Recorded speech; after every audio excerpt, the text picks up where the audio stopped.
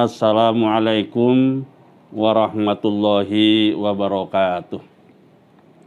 A'udzu billahi minasyaitonir rajim.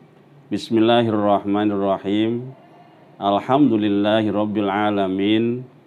Wa bihi nasta'inu ala umuri dunya waddin. Wala haula wala quwwata illa billahil aliyil azim. Rabbi shrah li sadri wa yassir li amri wahlul 'uqdatam min lisani yafqahu qawli. Qala Allahu ta'ala fi kitabihil karim wa huwa asaqul qailin.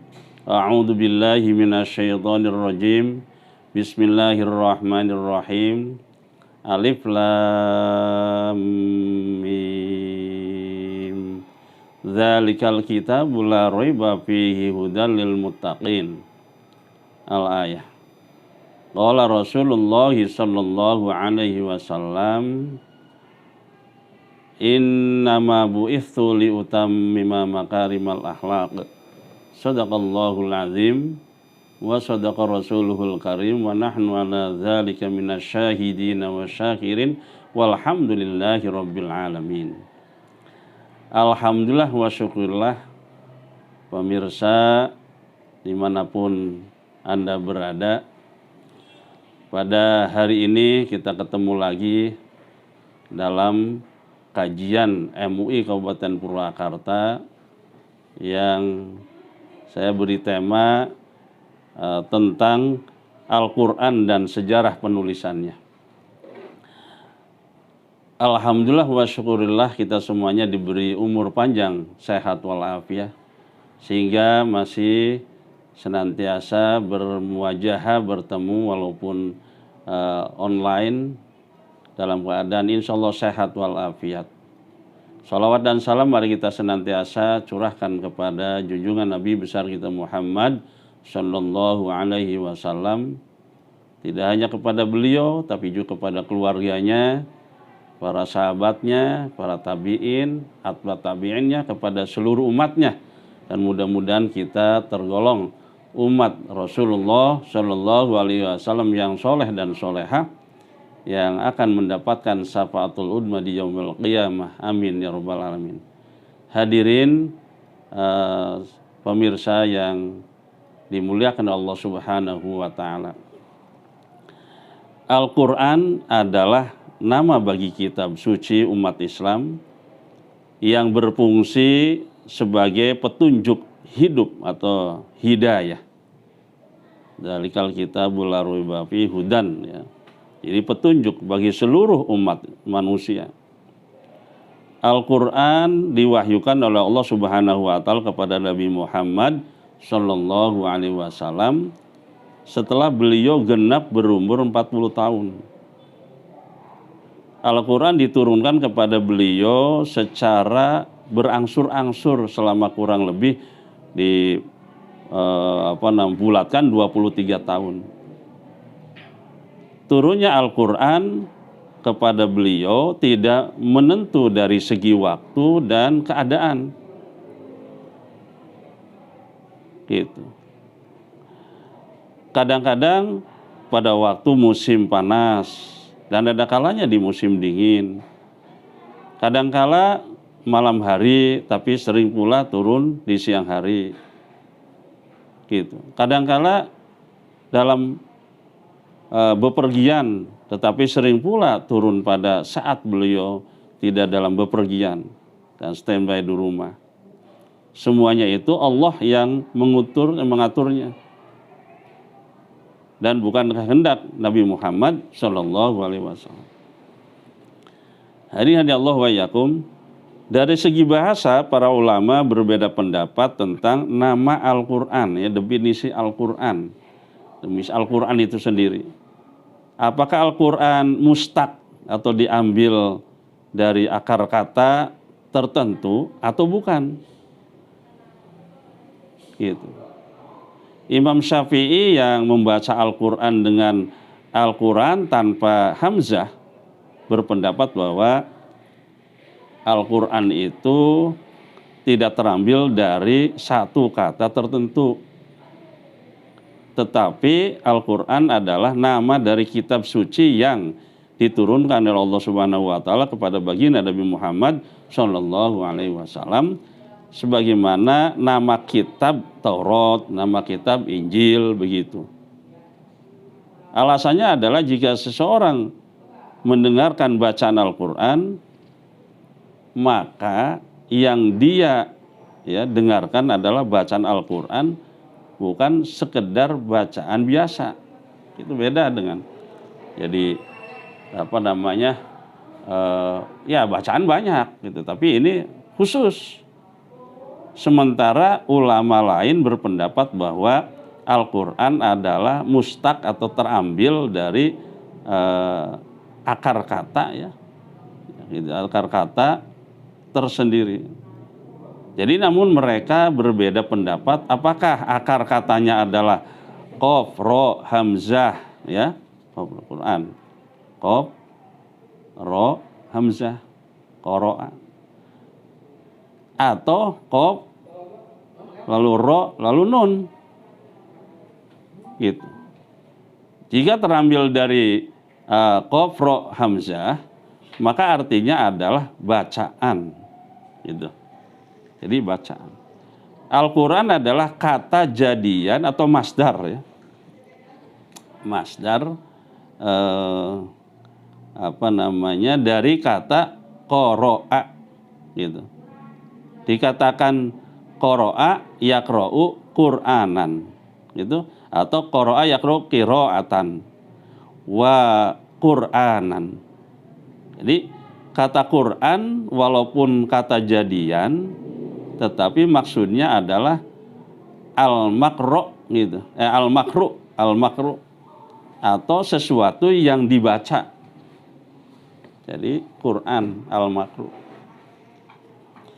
Mereka yang mengatakan bahwa kata Al-Qur'an berarti bacaan berdasarkan firman Allah Subhanahu wa taala dalam surat Al-Qiyamah ayat 16 sampai 19. A'udzubillahi minasyaitonirrajim. Bismillahirrahmanirrahim.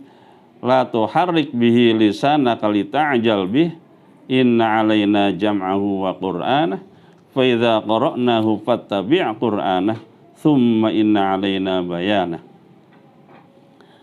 Yang artinya jangan engkau ya Muhammad gerakkan lisanmu untuk membaca Al-Qur'an karena hendak cepat-cepat menguasainya. Sesungguhnya kami yang akan mengumpulkannya di dadamu dan membacakannya.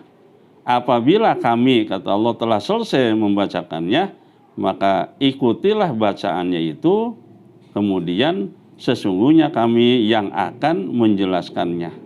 Itu Al-Qiyamah ayat 16 sampai dengan 19. Ada juga yang berpendapat bahwa kata Al-Qur'an terambil dari kata Al-Qur'u yang artinya mengumpulkan. Al-Qur'an dikatakan demikian karena Al-Qur'an mengumpulkan satu surat dengan surat lainnya. Jadi satu surat dengan surat lainnya. Ada juga yang berpendapat bahwa Al-Qur'an telah mengumpulkan ringkasan kitab-kitab samawi sebelumnya. Ya memang kan jadi nasih mansuh ya. Jadi kalau peraturan itu peraturan yang lama-lama lalu terbitlah peraturan yang baru gitu kira-kira, ya berarti memansuh yang sebelumnya. Memang mengumpulkan itu.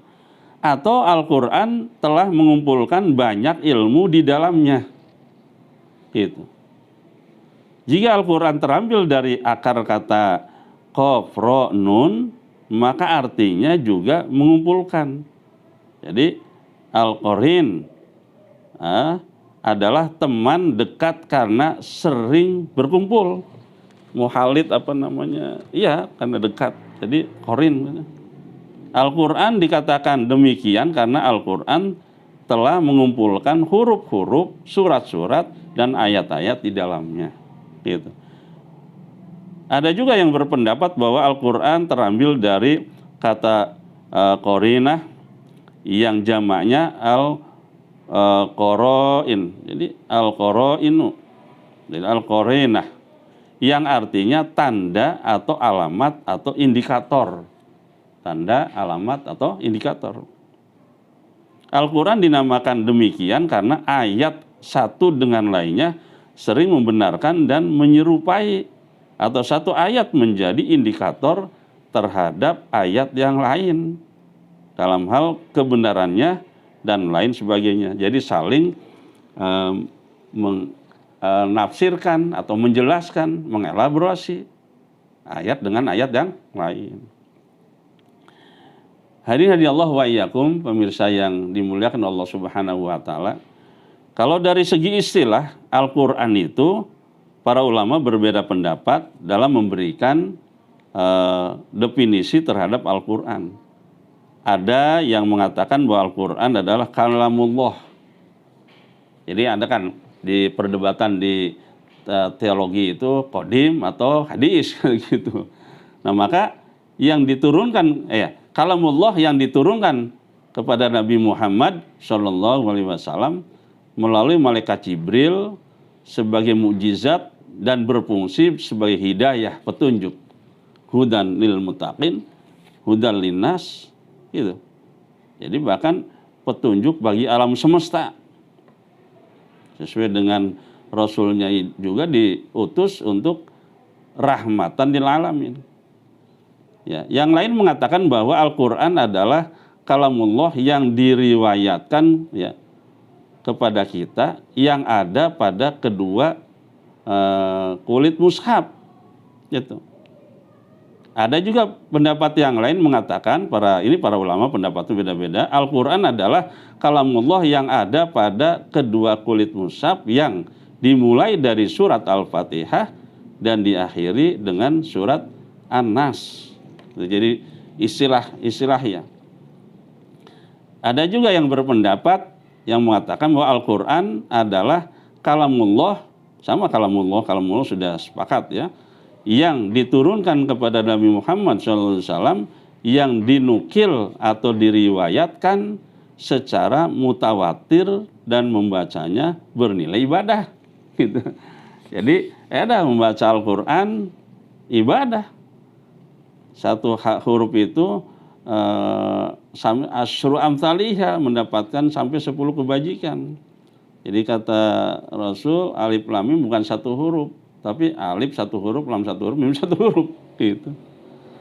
Ada juga yang mengatakan ya, yang berpendapat bahwa Al-Quran adalah kalamullah yang diturunkan kepada Nabi Muhammad SAW dengan bahasa Arab, nah, yang sampai kepada kita secara mutawatir, yang ditulis di dalam mushaf, dimulai dari surat Al-Fatihah dan diakhiri dengan surat An-Nas.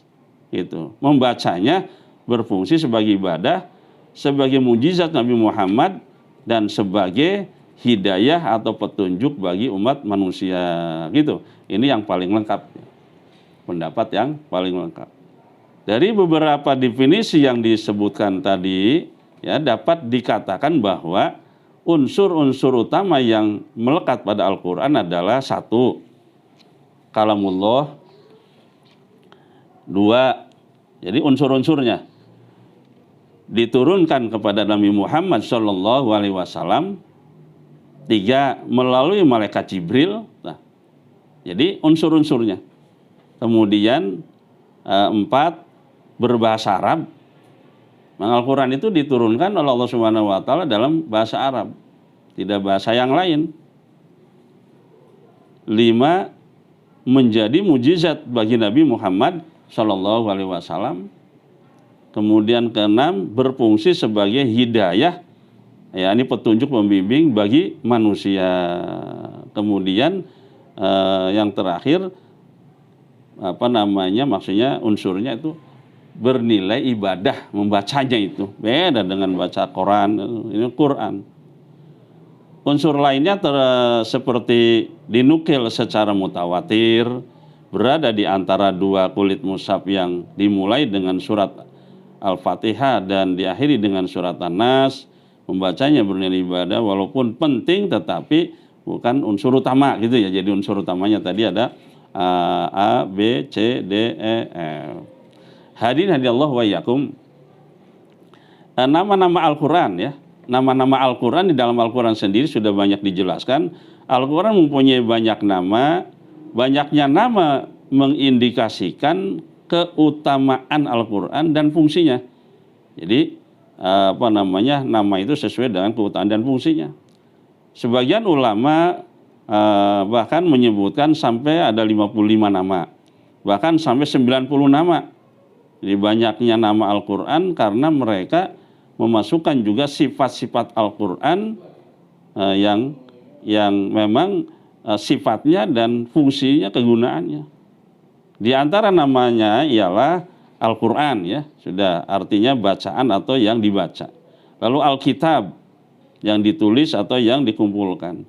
Al-Furqan, pembeda antara yang hak dan yang batil. Al-Zikr, peringatan. Itulah nama yang paling terkenal dan dikemukakan sendiri oleh Al-Quran, disebutkan dalam Al-Quran. Gitu. Jadi Al-Quran nama lainnya ialah Ruh, Nur, ya cahaya, Kalam, perkataan, Hudan, petunjuk, Rahmah, Syifa, obat penawar, Mu'idhah, peringatan atau nasihat, Zikr, mubarak, peringatan yang banyak berkahnya. Kemudian Ali, tinggi, Hikmah, hakim, bijaksana, Muhaimin, mengawasi, Hablullah, tali Allah, kemudian Siratul Mustaqim, jalan lurus, Qayyim, lurus, Qaul fasal, perkataan yang bisa memutuskan. Kemudian An-Naba'ul Azim, berita yang agung, dan lain sebagainya, masih banyak. Jadi tadi ada yang 90 sampai gitu. Hadirin Allah wa iyyakum. Selanjutnya kandungan Al-Quran. Kandungan Al-Quran mengandung berbagai macam unsur hidayah yang menjamin kebahagiaan manusia baik lahir maupun batin, baik dunia maupun di akhirat. Jika manusia mampu mengamalkannya secara ikhlas, konsisten, dan menyeluruh kafah ya, maka Al-Quran juga sebagai tarbiyah yang syarat dengan unsur-unsur yang diperlukan bagi pendidikan yang bisa menghasilkan manusia yang diidamkan oleh Allah ya, yang fid dunya hasanah wa fil akhirati hasanah. Generasi para sahabat Nabi disebut sebagai generasi manusia terbaik yang pernah terlahir di dunia ini sepanjang sejarah umat manusia. Khairu ummah ya, khairu ummatin ukhrijat linnas. Munculnya generasi seperti ini setidaknya karena 3 faktor utama. Yaitu pertama, materi Al-Quran yang membawa nilai-nilai yang luhur. Kedua, sosok Nabi Muhammad SAW yang paripurna sebagai pembawa amanah ilahi. Ketiga, panduan dari Allah yang selalu menyertai Nabi Muhammad SAW dalam berdakwah. 3 hal pokok inilah yang menjadikan agama Islam bisa berkembang dengan sangat pesat di seluruh pelosok negeri dalam waktu yang relatif singkat ya. Singkat dalam sejarah dakwah para nabi, dibanding dengan sejarah-sejarah nabi sebelumnya. Materi yang terkandung dalam Al-Quran sangat banyak dan beragam. Dari hubungan manusia dengan Allah, atau hubungan antar manusia dan hubungan manusia dengan alam semesta. Sebagai ulama memberikan intisari dari kandungan Al-Quran menjadi 3 hal, yaitu 1, pengetahuan tentang zat-zat yang disembah, ya ma'rifatul ma'bud. Kedua, pengetahuan tentang cara beribadah, ma'rifatu kaifiyatul ibadah. Yang ketiga, pengetahuan tentang nasib manusia, yakni marifatul masiril ibad. Sebagian lagi mengatakan bahwa kandungan Al-Quran ada 3 macam, yaitu akidah, syariah, dan akhlak. Yang lain mengatakan ketauhidan atau at-tauhid, ya, hukum, al-hakam, dan peringatan, zikr. Mereka memandang bahwa surat Al-Fatihah yang menjadi pembuka Al-Quran merupakan ringkasan atau saripati dari Al-Quran. Surat ini mempunyai 3 macam kandungan sebagaimana tersebut di atas. Jadi ayat pertama sampai kelima berisi tentang ketauhidan. Ayat kelima tentang hukum atau bagaimana caranya beribadah. Sedangkan ayat ke-6 dan ke-7 tentang nasib manusia atau peringatan baik kepada mereka yang taat maupun yang tidak taat. Gitu. Hari ini Allah wa yakum, mudah-mudahan ada manfaatnya.